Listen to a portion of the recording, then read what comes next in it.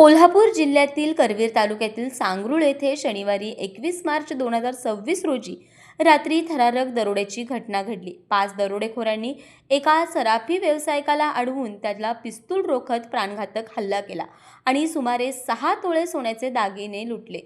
मिळालेल्या माहितीनुसार तेजस माळी याचे जखमी झालेल्या सराफी व्यावसायिकाचे नाव आहे।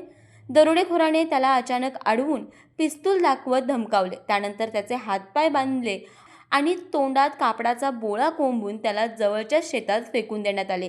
या संपूर्ण प्रकरणात आरोपीने जबरदस्तीने त्याच्या ताब्यातील सुमारे 6 तोळे सोन्याचे दागिने हिसकावून घेतले। या हल्ल्यात तेजस माळी जखमी झाले असून त्यांच्यावर उपचार सुरू असल्याची माहिती आहे। या घटनेमुळे सांगरूळ परिसरात भीतीचे वातावरण निर्माण झाले आहे। मध्ये असुरक्षिततेची भावना पसरली असून पोलीस प्रशासनाने घटनास्थळी भेट देत तपासाला सुरुवात केली आहे। सध्या दरोडेखोरांचा शोध सुरू असून या प्रकरणाचा अधिक तपास पोलीस करत आहेत।